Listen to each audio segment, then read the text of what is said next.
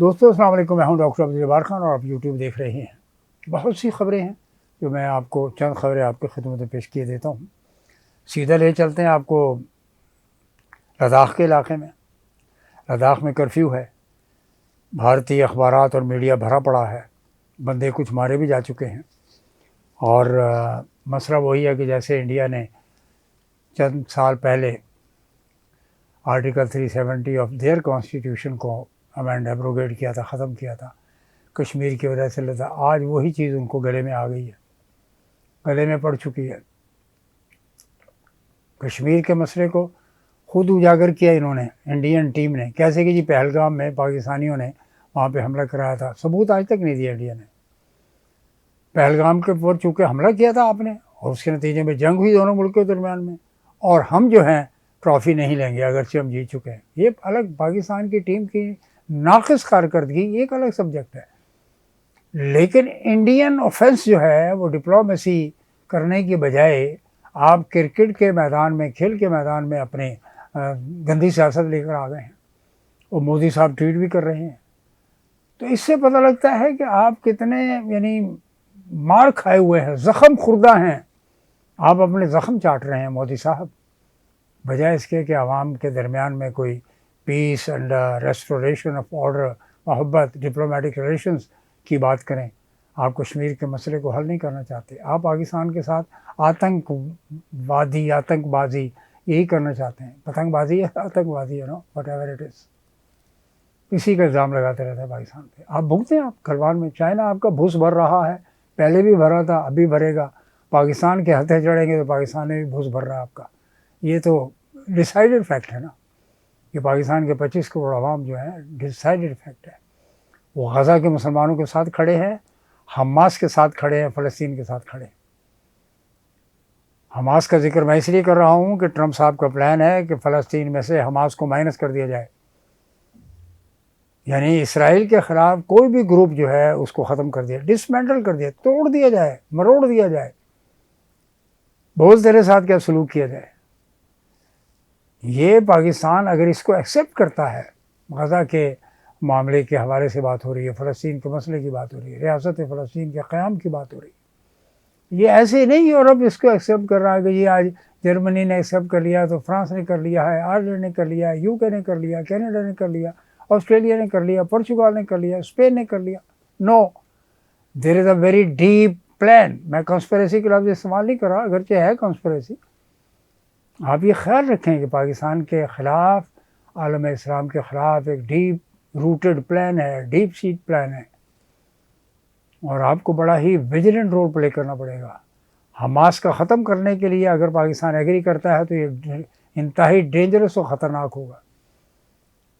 یعنی یہ وہی آرگیومنٹ ہے، آپ نے دیکھا نا، جیسے وزیر اعظم صاحب کا ایک آرگیومنٹ سوشل میڈیا پہ چل رہا ہے امریکہ میں، جنرل اسمبلی کے حوالے سے بات کروں، ان کو بڑا شوق ہے مختلف فورمز پہ ایکسٹمپور بات کرنے کا، ہاتھ لہرا لہرا کے باتیں کر رہے ہیں، وہ اس بات پر بہت خوش ہے۔ اور جو لسٹ سمادی ہے آپ کے ہاتھ میں کہ جی آپ نے یہ ایکسیپٹ کرنا ہے، یہ کرنا ہے، فلسطین کو ایکسیپٹ کرنا ہے، فلسطین ریاست ہوگی، بالکل ہوگی، غزہ خالی ہوگا، اس کے ساتھ ویسٹ بینک کے انیکسیشن کی بات کی تھی، ابھی وہ رکا ہوا ہے، سعودی عربیہ آپ کے ساتھ ہوگا، نہیں ہوگا، یو اے ای آپ کے ساتھ ہوگا، نہیں ہوگا، کون ہوگا؟ یہ سب بڑے غور سے دیکھیے گا اس معاملات کو۔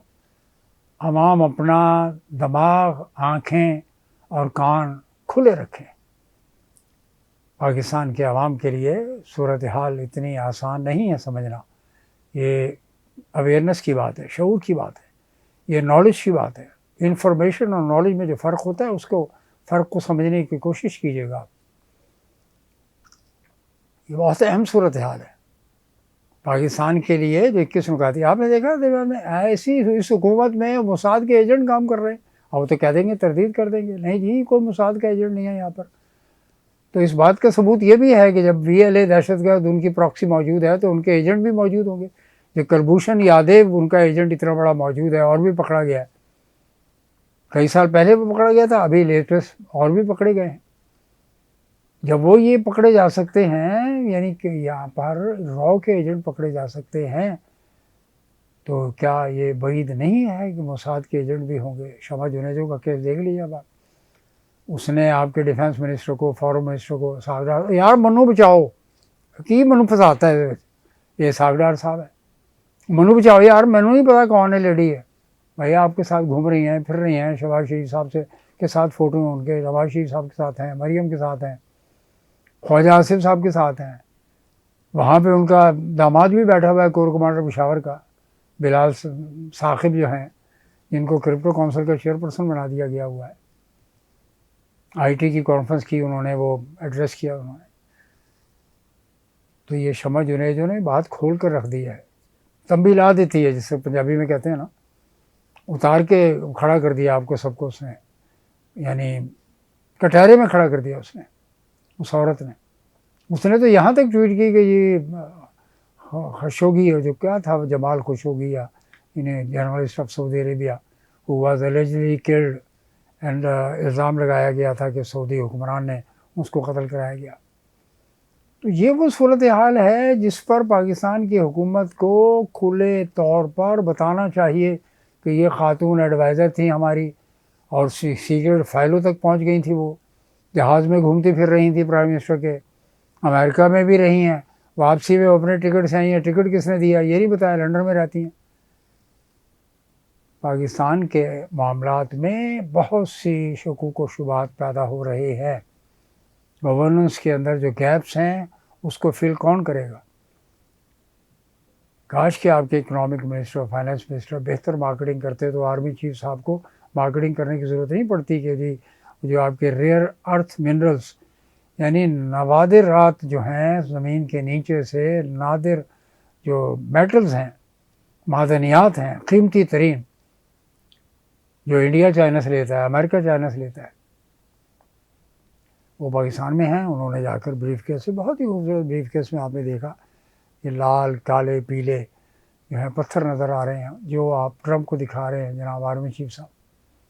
ظاہر ہے وہی پاکستان کو کہ سیلزمین ہے پاکستان کی گڈنس کے لیے، پاکستان کی اکنامک گروتھ اینڈ ڈیولپمنٹ اور مارکیٹنگ اینڈ انویسٹمنٹ کے لیے وہی ہیں پاکستان کے. باقی جو سویلین پاپولیشن ہے، سویلین لیڈرشپ ہے، وہ تو فیل ہو چکی ہے.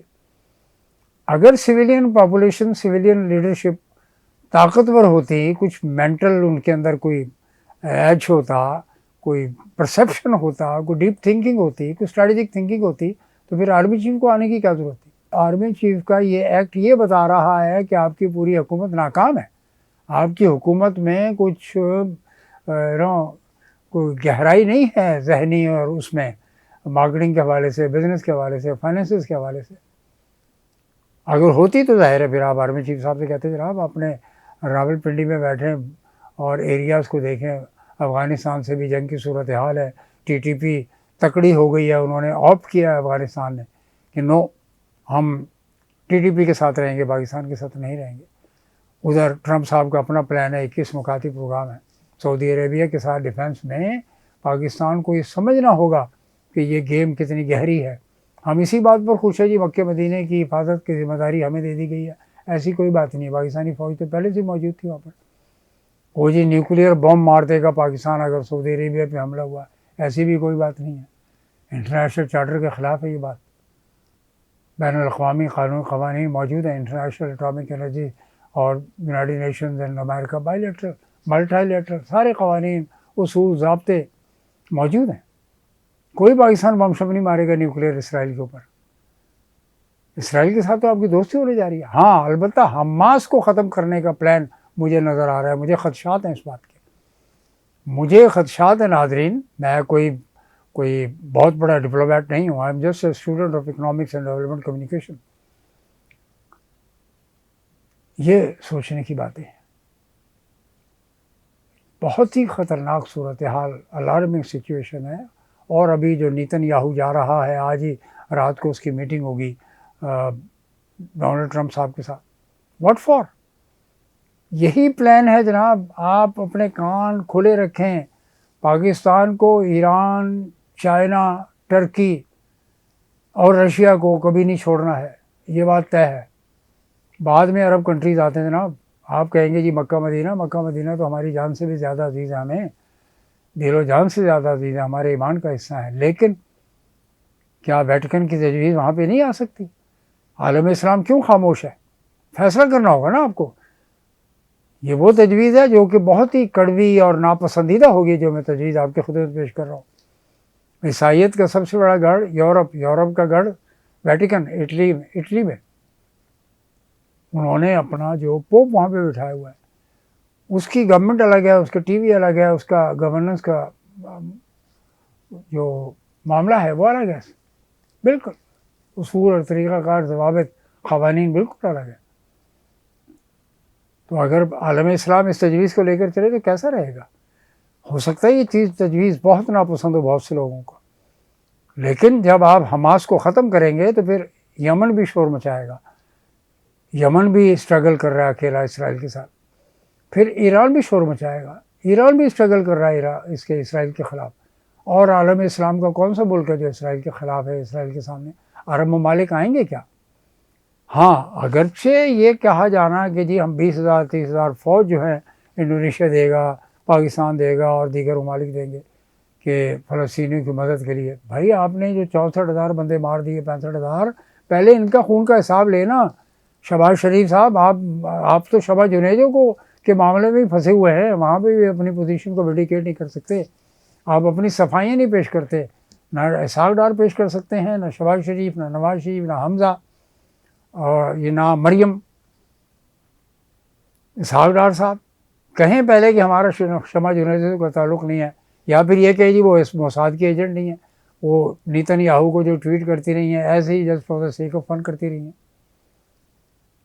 یہ وہ سوالات ہیں، وہ جو جمال یعنی سعودی عربیہ کا جو جرنلسٹ تھا، سعودی، اس کا مرڈر ہوا، اس پہ بھی انہوں نے ٹویٹ کر دی۔ تو ناظرین، یہ کچھ چند معاملات ہیں۔ جسٹس طارق محمود جہانگیری کو بحال کر دیا ہے، منیر ملک نے ان کو ریپرزینٹ کیا، سپریم کورٹ بار کے صدر رہ چکے ہیں منیر ملک، بڑے ہی بریلینٹ وکیل ہیں، انہوں نے طارق محمود جہانگیری کو ریپرزینٹ کیا، اور پھر آئینی bench justice Amin Uddin and others نے کہا کہ نہیں جناب، برادر جج کیسے اس کو روک سکتا ہے کام کرنے سے؟ روکا کس نے تھا؟ آپ کو یاد ہوگا، امپورٹ کیا تھا لاہور ہائی کورٹ سے اسلام آباد ہائی کورٹ میں، نوٹیفیکیشن ایشو کیا تھا صدر زرداری نے۔ کیا ہوا پھر؟ اس کی تو اوقات ختم ہو گئی نا، پھر آپ نے اس کو بند کیا، اس کو کام کرنے سے، سپریم کورٹ نے بحال کر دیا۔ اگرچہ سپریم کورٹ کے بھی بہت سارے فیصلے جو ہیں، چیف جسٹس یحییٰ خان صاحب ہیں وہاں پر، اور اس کے معاملے پر بھی بہت سی آبزرویشنز ہیں لوگوں کی، ریزرویشنز ہیں لوگوں کی، عمران خان کے مسئلے پہ ان پرٹیکولر، 26ویں ترمیم کے مسئلے پر ان پرٹیکولر بینیفیشریز ہیں۔ آج کی عدلیہ بینیفیشری ہے۔ کے آغا صاحب کو پاکستان پیپلز پارٹی نے اپوائنٹ کیا تھا سندھ ہائی کورٹ میں، انہوں نے ہی جسٹس طارق محمود جہانگیری کے معاملے پہ بات سننے کو تیار نہیں تھے۔ ہاں جی، جعلی ڈگری ختم جی۔